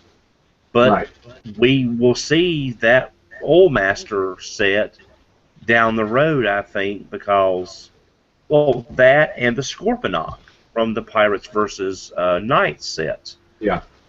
So that was a good figure. Yeah, so those are very unique in the mythos. Yes, they're repaints, but again, they're heavy remolds, or in the case of Oilmaster, brand new. But BotCon is basically, and look at the Collectors Club. Next year's figure was it repaints. Thunder Mayhem? Is it? Thunder Mayhem. The Mayhem Maximus. I can't remember the name. Something like that. Miles Mayhem. I don't know. Giant mask comes down on top. Right, but that's going to have Bludgeon. What was it? Dog? Not Dogfight. Let's go about Spinister, which was previously a Target Master. He still is. Needle Nose, Spinister, Impactor, Bludgeon. I forgot about Impactor. That's right. Isn't that the Swindle mold or the Rook mold? The Rook, I believe it's the Rook mold. No. I called it. Well, this is the second one. It was attacked at the beginning of the show. There's nobody said anything about it. No. Video listeners watching saw it. No. Guys, I am having a lot of problems with my video here. I don't know if you've dropped. I don't know if you noticed I've dropped like twice. Yeah, we noticed it. At least I did anyway. The rest. I actually saw two of you there for a moment. Meow to you too. Can you hear me? Yes. Yes, we can hear you. Can you hear me? Yes. Okay. He can't hear us. I keep getting network difficulties here. So, well, actually, I can barely hear you. You guys are breaking up really bad. I wonder if it's translating through on YouTube if the viewers can hear us. I hope not. And if it is, I do apologize. Me, Jim, and Don, our connection still seems to be good and strong. While you're cutting in and out, we're still able to converse. Yeah. Well, I still can't see y'all. That's well, that's your ancient computer, Don. It's already gone blind. Well, let's do a quick round table of what would cause us to buy or not buy a repaint, redeco, or retool. Don, let's hear you. What would cause us to or not to buy one? Both. Well, what both. Are your qualifications to always buy the repaint? And then Okay, no, it's either got to be a character specific repaint that fits the mold, or it has to have a personal significance. Like, for example, the Nightbird mold coming out from RC. I think it looks great, but I don't plan on right now getting that, even though it is a repaint and a remold. And it's a mold that has personal significance, but the character doesn't really mean much to me. Oh, come on. It's the home wrecker that almost broke up Megatron and Starscream. I wasn't going to go there, but if it's a repaint that I like, there's there's so many that I could just point to, yet nothing's readily available here that I can just say yes, I would. But there's tons of molds that I'll buy because I like the mold, just because I would like to get a new version of that mold. Maybe it's a new character. It really depends on does the mold fit the character, or is the paint job like something that I would like to see on that mold, like the Jazz mold. If they had not come out with any of the other figures for Reveal the Shield Jazz, I probably would have sold that Jazz mold by now. So blah to me. But now that I've seen what it looks like with actual paint applications from that BotCon exclusives and the Takara figures, I like that mold a lot better now. Yeah. What about you, Jim? Well, it depends. Well, one of the big draws for me, I think, is if there's a team or a set. For instance, the Seeker Jets, the Datsun Trio, things of that nature, or if they're part of the same squadron, like the aerial bots. You've got Quickslinger and Firefly that are practically the same mold, only with different heads. So I think that urge to complete that team or that group is a big draw because they're so closely associated all the time. At the same time, the character, characterization of a repaint, I think even if it's a separate character, is also important. But repainting just for the sake of just having something different, maybe in the rare exception, if it's done right, I could see it. But otherwise, it honestly just bugs me. One thing that I cannot stand, and viewers may disagree with me, I cannot stand the concept of the whole stealth mode Bumblebee thing. The black with the yellow stripes. What's he trying to blend into? The pavement? Yeah, that's I think a lazy repaint is almost. But it's so pretty. Detrimental to a certain mold. It's like, okay, it's like that clear Rodimus, the clear blue Rodimus that came in the 3-pack. Why does that exist? It's just. It's a lazy repaint to cash in on the mold to get more use out of it. Right. I mean, we all understand that. But it's boring. It's another reverse color Bumblebee, or it's another... Platinum Soundwave. Platinum Soundwave right there. Or Linkin Park Soundwave. Black. Yeah, Linkin Park Soundwave. Flames, that's the better version of that mold. Big Butter Soundwave. Even so. Nice. Can't believe it's not Soundwave. Yes. If you get that reference, I do. I appreciate that. But he would have to drive on the Ohio, Iowa, Idaho, Hawaii highway. But really though, that stealth Bumblebee, okay, you've got a black car and he's got yellow stripes. So from an aerial view, it's just going to look like a set of windows traveling down the road. You're not going to be able to tell him from the pavement and the stripes on the street. I'm sorry, it's just a sentient set of window glass just traveling about. It doesn't work for me. I'm sorry. But ultimately, I think it being part of a team is one of the main draws for getting a repaint for me. All right. What about you, Greg? Well, I used to always say if it's a repaint, just like the same character upgraded, I didn't like that. Like in Armada and Energon. Yeah, like Starscream getting the power-up colors. But when it's like a new character, I was always all for it, like Starscream to Thundercracker and Skyward. Because at least when they make it a new character, it gives it a new purpose to exist other than just, hey, it's the same guy, just wearing a different suit today. But even with that, I will still occasionally buy. I really, really like the mold. Like for example, the RID Car Brothers from RID 1.0. I bought the Power Up versions because I love those molds. So I was happy to buy them again. But I didn't do Armada and all that because I thought, yeah, because do we really need two of that Starscream mold? Now, the thing is, if they had taken the Power Links Hotshot from say Armada when they live in Hot Rod colors, if they had made him a new character, I probably would have loved it.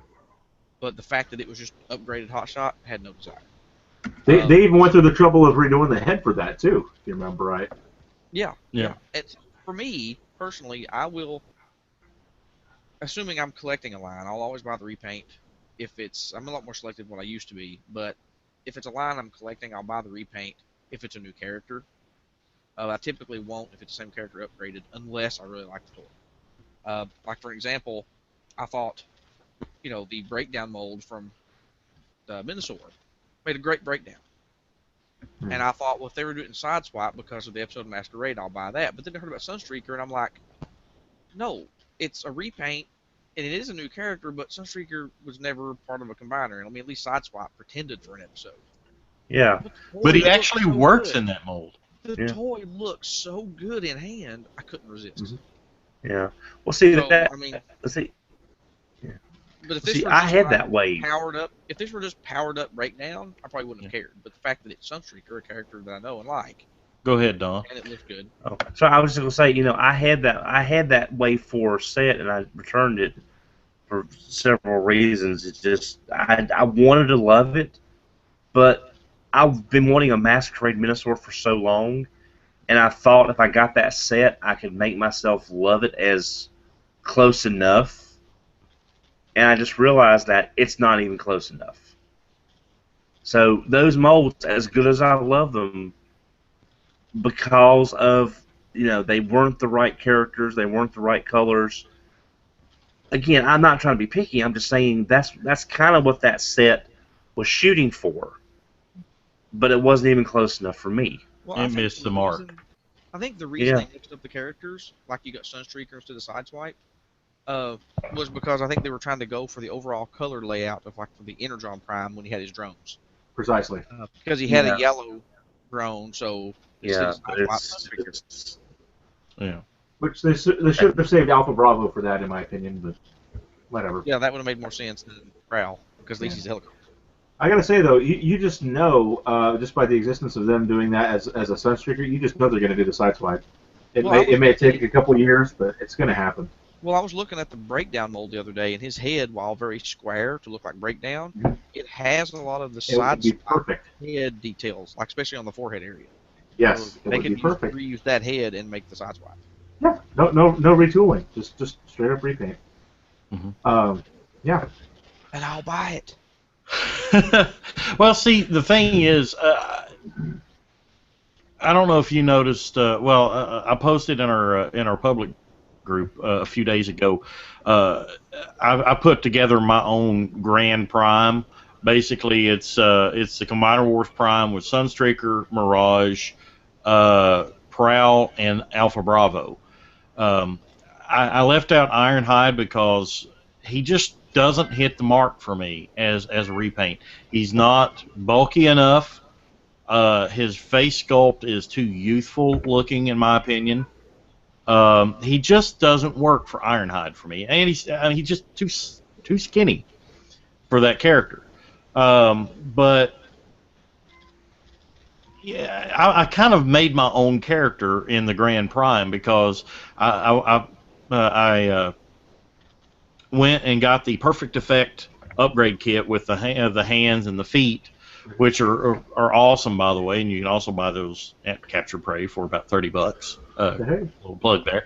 And I highly recommend them. They are awesome. But I made my own character in my Grand Prime because I gave Sunstreaker an arm, Mirage an arm, Prowl a leg, and Alpha Bravo a leg, and I just like the cohesion of that. It doesn't really have any basis in the cartoon or anything. It's something that appealed to me as a collector That's why I bought it. Although, as a general rule, what Insane Galvatron said, I typically avoid repaints if it's just a repaint of the same character in different colors. This is a good example. Yes, I do have the other version of this, but I have an awesome girlfriend that we were in a store the other day, and she picked it up and said, "Oh, that's a pretty color," and then tossed it in the cart. Her fault. So yeah, no, I don't say it's a fault. I think it's awesome. Asphalt. Yeah. I said Cliff Jumper. It's just a Bumblebee repaint. Had Yes. that red Bumblebee, I would have passed, but they called it Cliff Jumper. I own it. Yeah. Did you do the yellow or the gold on the hood, or did it come like that? I can't remember. Yeah, those were stripes, kind of reminiscent of the classic Cliff Jumper. He had the silver and black lightning bolts on him. I think that's just. I think it's his lighting that makes it look gold. Yeah. Yeah, I'm sorry, poor lighting. But one instance that I completely forgot about that what we were talking about, repaints just to be an upgraded figure.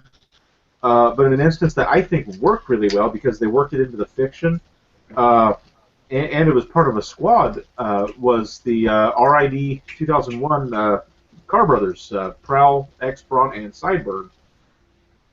When they received their upgraded forms from Ultra Magnus in the Matrix. That was a good one. Yeah. I thought that worked really well. It made sense. I mean, it was in the fiction, and they gave it a story. Now, if it has a reason behind it, it makes me want it. That's a different story.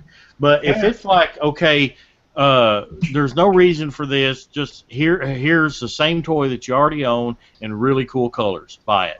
I'm sorry. That's usually not good enough for me.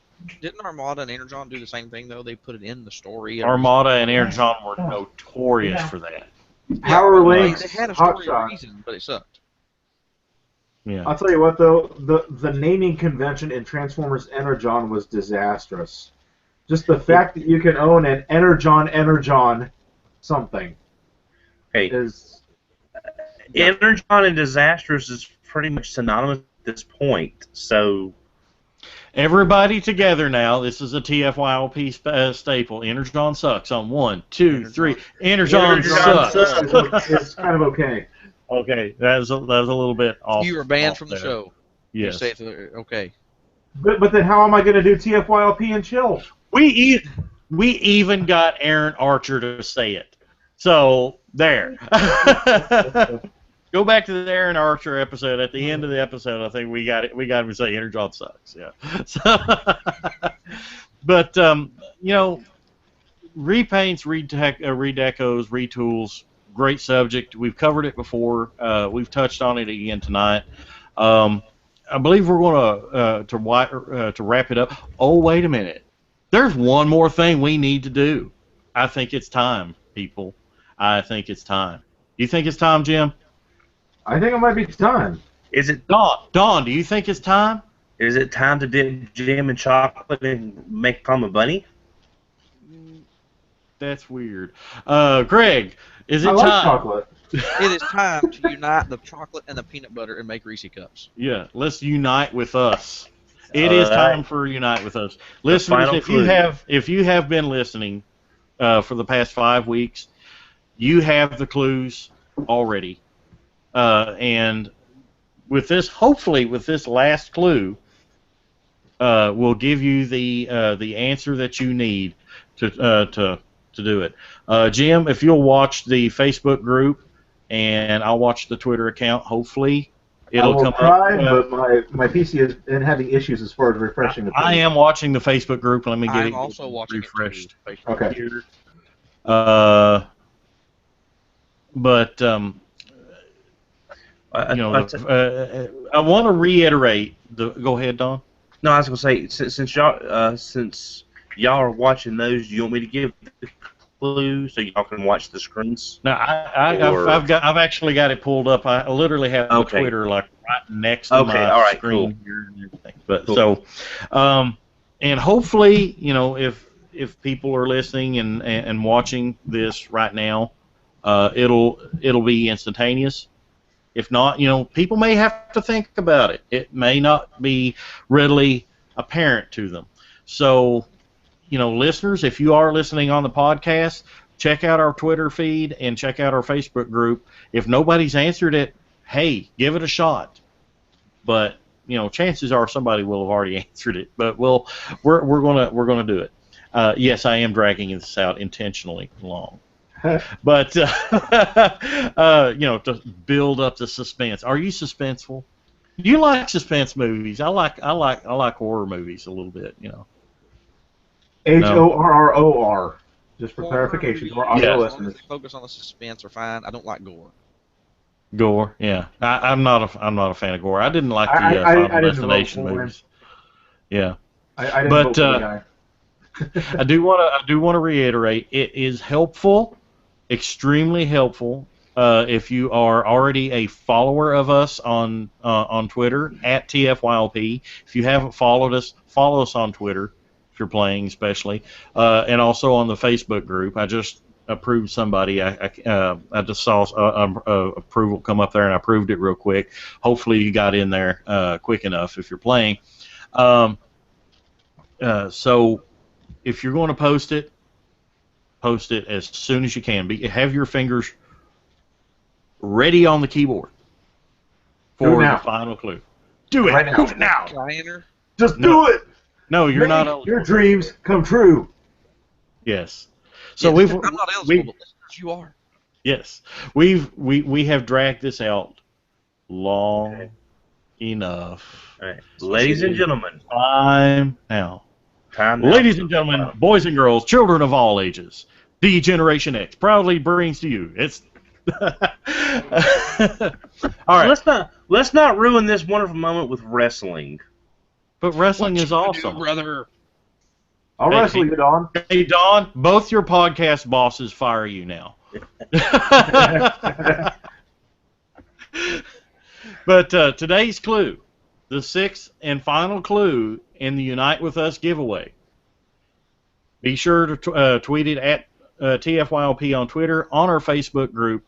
The winner of this will win a complete Combiner Wars Minosaur with Breakneck and Blackjack.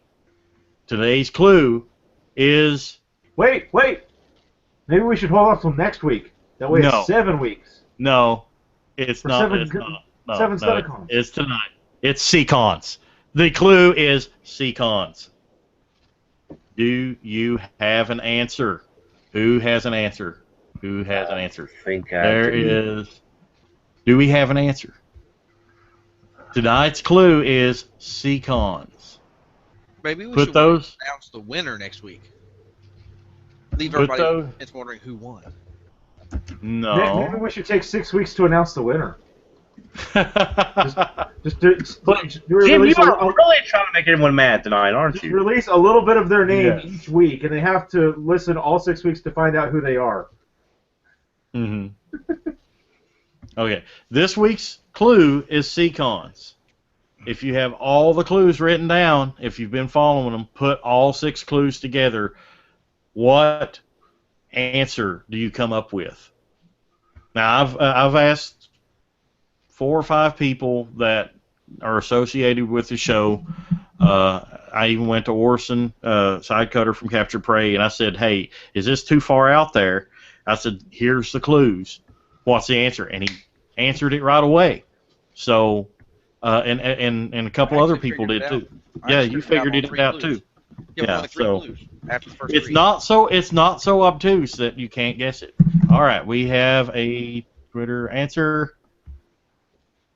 Okay, Outback 77. You gave us the clues, but you didn't give the.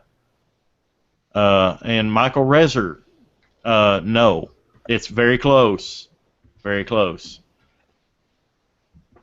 Do we have a... Maybe we got one from Facebook. I just posted it in the chat.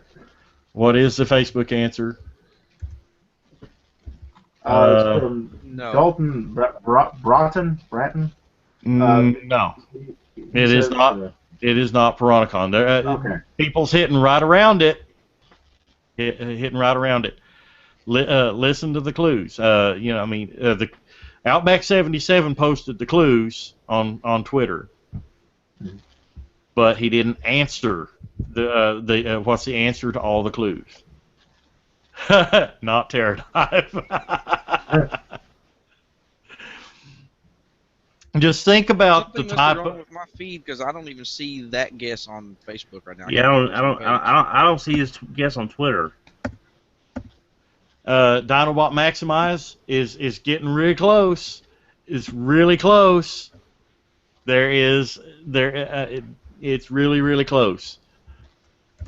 Really close. People's getting their guesses out there. I mean, you're hitting right on it, but you gotta say, and that's the answer. Okay, Bill Kustis. Let's see what he says. Is it in response to that? No.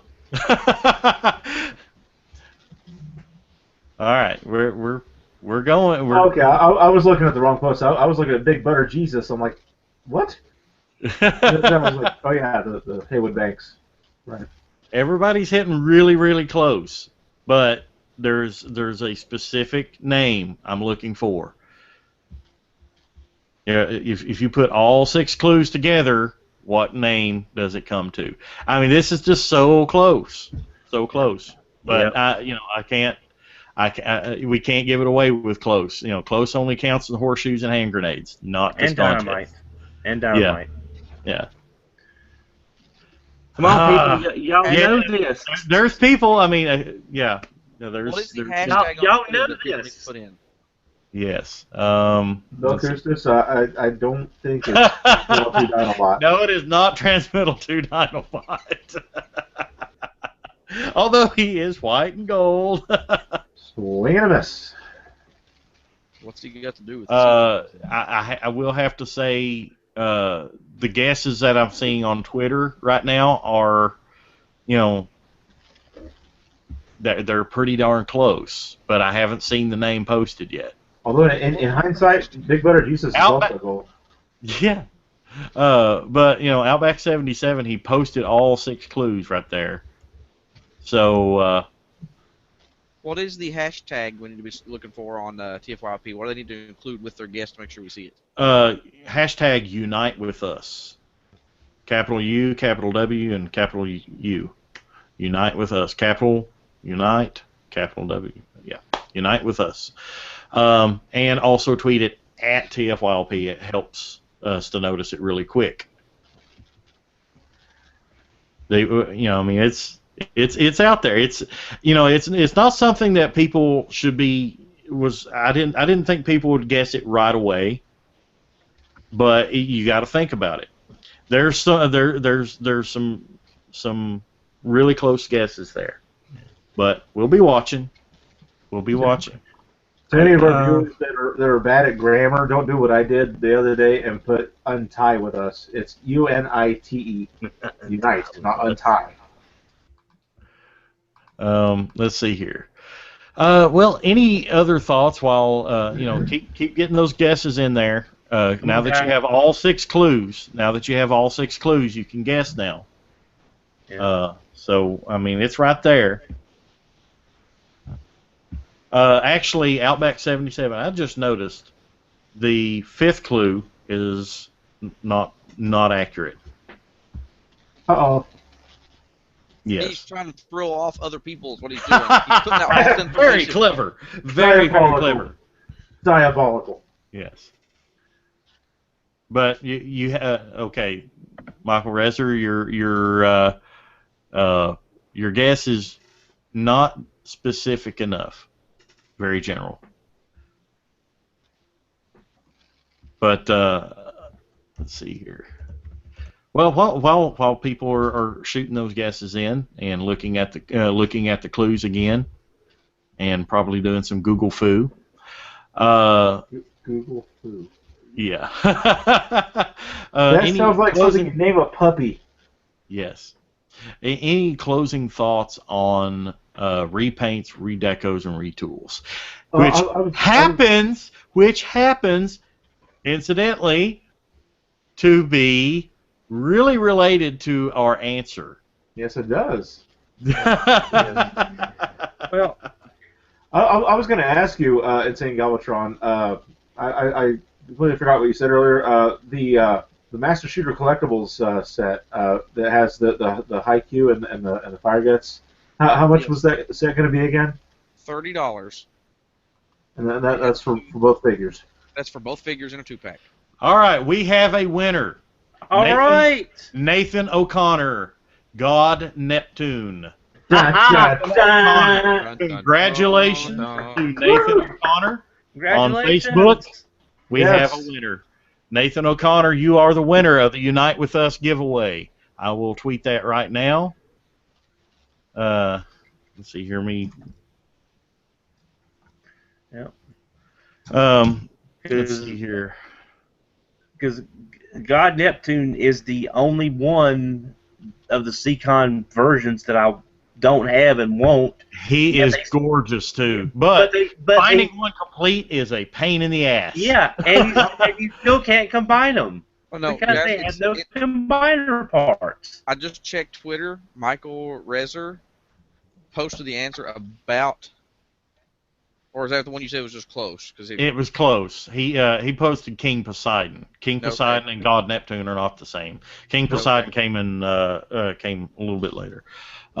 Actually, I think King Poseidon is a Japanese name for Piranha-Con, actually. It is. Yeah. From Master Force. Oh, yeah, it comes from Zone. That's right, he did it from Zone. Yeah, and God Neptune can't actually combine because they didn't include the combiner parts with it. Really? Right. The Beast Wars all the 6 members. Neo for. Yeah, I thought they forgot Archerbot. Now let's see here, Nathan. Let's see here. Let's see. Pulling you up here. Yeah. Contact us on the Facebook group there, and shoot me a message with your mailing address. If you're in the United States, we'll ship that out to you probably within the next week or so. If you're outside the United States, outside of U.S. and Canada, as per the rules, we'll need you to pay for the shipping on that. We did state that earlier on the thing, but we will get with you, and you can message me on Facebook or send us a message on Facebook or on Twitter with your mailing address, and we will get that great set out to you. So congratulations to Nathan O'Connor for winning the Unite With Us giveaway.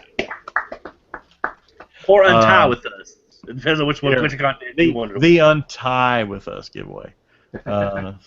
That is really, really awesome. Let's see. Now you have a set of Stunticons to be able to play with whenever you TFYLP and chill. Yeah.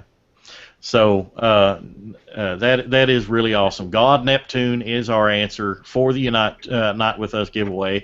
It's combiner related, a little bit out there. The whole purpose of that was to, with combiners being the focus of the toy lines right now, people who may not be familiar with the history of combiners, it'd be something for you to look into and see what's out there as far as combiners. And God Neptune is like one of those really, really weird redecos, repaints of Piranha-Con.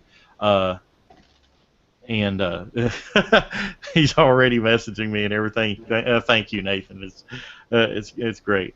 I'll get with you here in a moment, as soon as the show wraps. But yeah, God Neptune is one of those great redecos of Piranha-Con that is just absolutely gorgeous. If you're not familiar with God Neptune, do some Google image searching and find out what he looks like. I will say that I've actually looked for one in the past, and from what I've seen, they are not cheap. And also, finding one with the foot pads intact, they will combine. But just finding one with the foot pads and the fists is a pain in the ass. I mean, that's bottom line. But anybody have any closing thoughts before we wrap the show up tonight? Well, I'm going to just say I hope Hasbro keeps working with Takara on giving us the level of repaint and remolds that we are getting, because it does keep the line fresh, short of brand new molds. But I also hope that we do get some new molds interjected into this line. Sorry to bore you, Don. No. It's just no. I've been up since 4 o'clock this morning, so I'm a little tired. Fatigued. I feel you there. All the blood loss from the Massey attacks. Through that too. Well, So that has no legs. yeah. So I hope we get some new molds. I would love to see one new mold per wave. That's probably asking a lot, I know, but I do hope that they keep up the retooling, the repainting. But I hope we do get some molds. I love what they've done. We said this before. Superion, the first wave, was so strong out of the gate for a brand new line. And it really, I mean, there's been a few flaws with Minosaur, and Defensor has a few small issues. But overall, this is probably one of the strongest running lines since the inception, last year. Prince Valiant. Prince Valium. When Princess Vespa. I'm sorry, it's the hair. Marriage. Marriage is the... But anyway, that's my crossover ever. That's my final thoughts. Is I love Combined Wars. I like what they're doing. Keep it up, but give us some new molds every now and then. Otherwise, it's going to get real old real fast. Yeah. What about you, Jim? Well, final thoughts. Love them or hate them. Repaints, remolds, and reissues are going to be around. They're part of the brand since its inception, and even before Transformers as a brand. When Diaclone was out, they were doing it. So I mean, when implemented properly, I think it helps carry the line and helps perpetuate the brand overall. But when it's not done properly, they tend to kind of warm the shelves and look like the pavement that they're driving on, and disembodied windows traveling. But yeah, I like them. Yeah. What about you, Greg? I'm sorry, I was looking at the Twitter. I missed the question. Final thoughts. This is Jerry Springer's final thoughts. My final thoughts. Repaints are something that are a necessary evil, and a lot of people complain about them, even though they've been around since the beginning. I mean, Diaclone stuff was full of repaints. They got ported over. My final thoughts is I've accepted it, and I've embraced it. And depending on the toy, I buy it or I don't. I think the biggest thing is, just kind of do what you want to do. If you're the kind of collector who thinks it's a waste of money to buy the same toy a second time just because the color's different or it has a different head, then don't buy it. But if you're the kind of collector that loves it, buy it. I don't see why people bicker and argue about it. I see all these Facebook groups where people just, that's just a stupid repaint. Well, don't buy it. And why you gotta be? We're doing this for fun. Just kind of chill.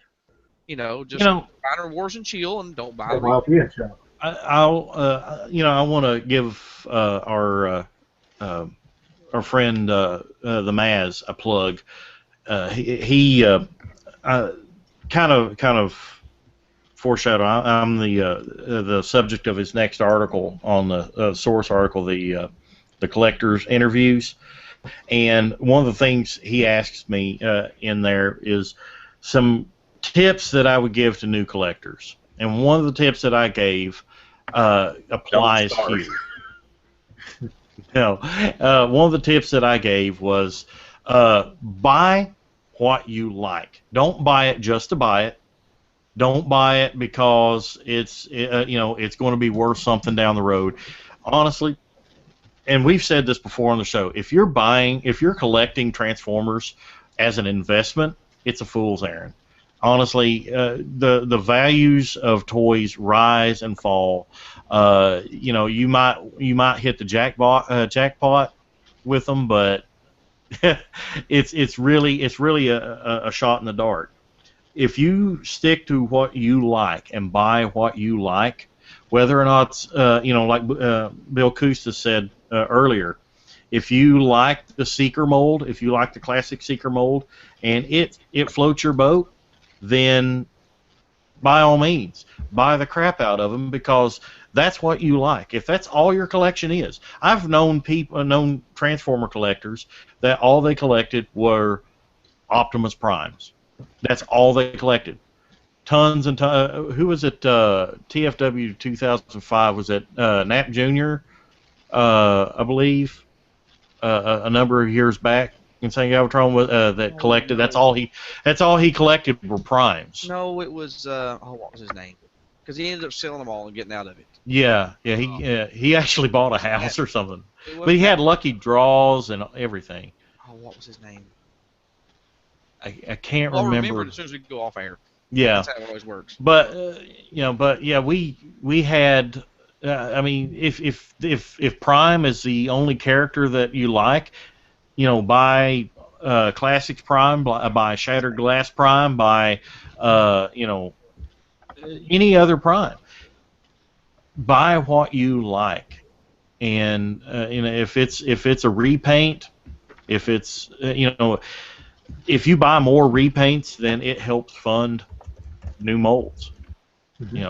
I have no qualms with buying repaints, as long as my rule of thumb basically is, since I'm primarily a G winner and I go by Generation 1 standards. If it was a repaint but a actual character in the show, then I want it. And then the other criterion is, if it's cool and it looks good and it appeals to me in an extreme way, I really, really want it, I'll get it. But if it's something just a repaint, just for a repaint, I'll pass on it. You don't have to buy everything.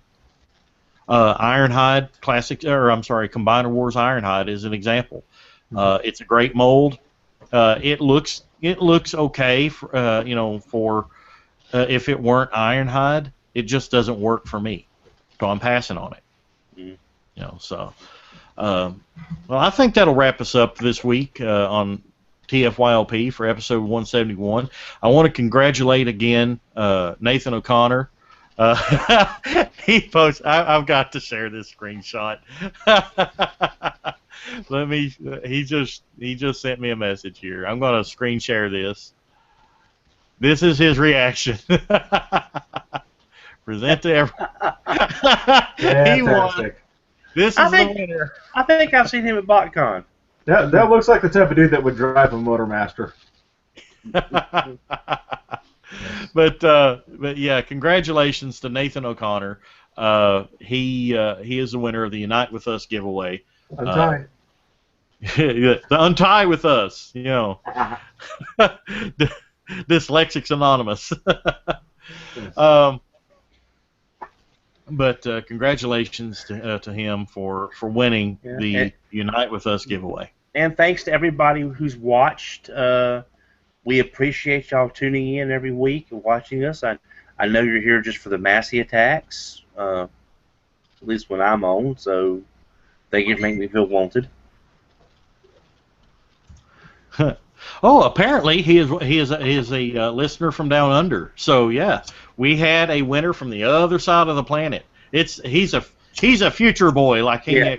Yeah. That down under. Okay. He's from the future. Yeah, so he had a whole day head start on everybody else. That's how he won. Wibbly wobbly timey wimey. Yes. But yeah, it's Don hit it right on the head. We would not be here without you listeners. The Unite With Us giveaway, if you notice, we didn't really harp on getting our numbers. If we reach 500 followers or anything like that, we don't really harp on that. We want to build a fan base. We want to provide a show that is entertaining and enjoyable for you fans. I know sometimes we miss the mark. We're not perfect, but we want to provide a good, entertaining, informative show. for everyone. And one of the goals of this was to get people to listen to us that had not given us a chance before. And we hope that throughout the Unite With Us giveaway, you will have come to like our show and follow it, subscribe to us, whether it be on YouTube, Twitter, or iTunes. Please subscribe to us. Please rate us. We love you fans. We love hearing from you.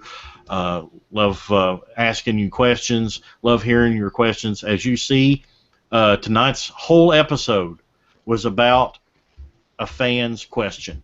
You know, we based tonight's episode on a fan's questions. We focus on the fans. We love hearing from you. We see you coming up to us at the conventions. I know Megamus has told me a number of stories of people coming up to talking to him. The fan that we read the question today talked to Proto Man at a convention. I know me personally, I've been to several conventions now in the last year or two, and people come up and tell me how much they love TFYLP, and I love hearing every story, especially the father and son that came up to me last year at TFCon USA in Chicago. I loved hearing that, and please tell us more. Please tell other people about us. We grow through you.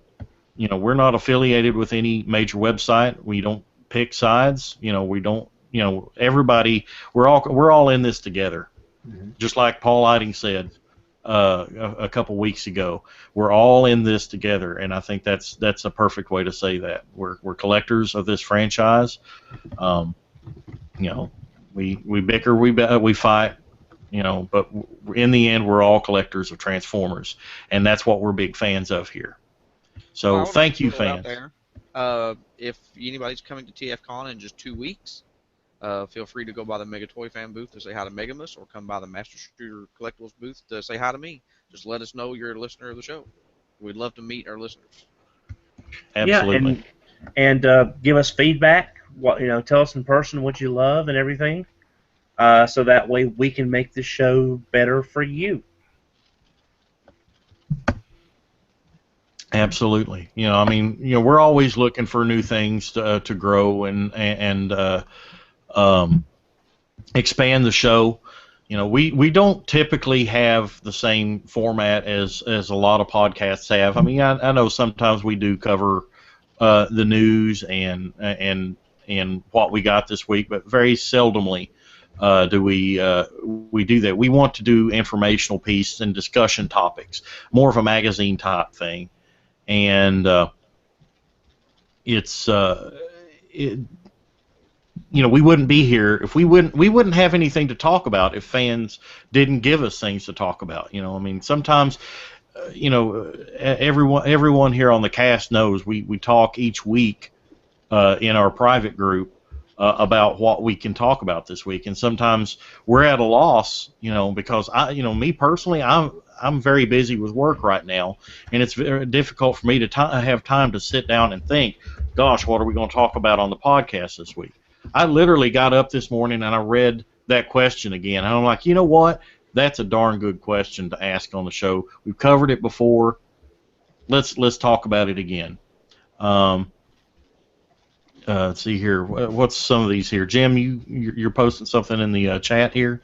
I didn't want to cut you off during during what you were saying there, but I was actually in a conversation with Nathan O'Connor just now, and I was just posting in the chat his comments. And the last thing he posted, he just said, by the way, IMG went out back as well. Can't believe I sent the clues first. LOL. Wow. But yeah. Well, I mean, even and the fifth clue he had it as Trident. It was actually Triton, and the reason for Triton, I thought that would kind of get people to start thinking. Triton is a moon of Neptune. Yes. And So, Trident is what Triton holds in his hand, and is also a delicious chewing gum. Yes. Well, wasn't Triton also another version of just Neptune, the god of Neptune? But I think Neptune was like Greek and he was like Roman or something.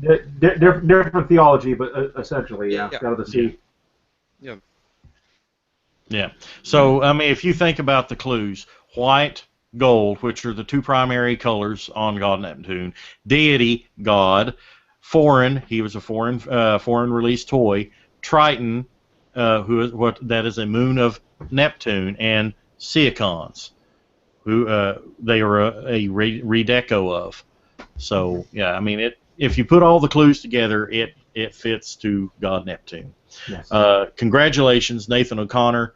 Like I said, I'm chatting with you here in the chat. I'll get your address here momentarily, and again, we'll get it out to you in the next week or so. Probably next week, because my weekend and my week up until next Friday is really packed up. But we will get it to you.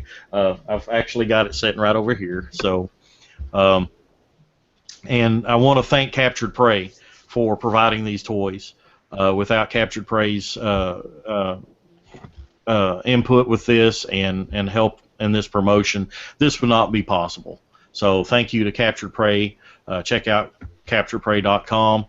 Great new pre-orders just went up today. I know a Masterpiece Hot Rod, I believe, is $79, I think. Nice. For Masterpiece Hot Rod, and the Masterpiece Shockwave just went up for pre-order today too, with and without coin for both of those. Wow. So check out CapturePrey.com. And in a related note, check out those Perfect Effect Combiner upgrade kits. They range between $30 and $39, I think, on Captured Prey. I hadn't bought one until I got one a couple weeks ago, and they're flipping awesome. They split together into individual guns for the individual bots. You got Gatling guns, and then you got awesome. The foot pads are a little bit higher, so it adds a little more height to your combiners. So if you want to upgrade to those, it's a great thing. And I'll even offer that to Nathan O'Connor. If you want to tack that on before we ship, just place an order through Capture Prey and give him a note that you want that shipped with this order, and we'll throw that in with that. So, guys, want to thank everyone for joining us this week. Congratulations, Nathan O'Connor. We will see you next time on Transformers for your listening pleasure. This is Deron Land with Headmaster Don, Jim Black, and Greg Metcalf. We'll see you next time on TFYLP. Good night, Have a everybody. good one, guys. Space Bride or the Princess Balls? Discuss.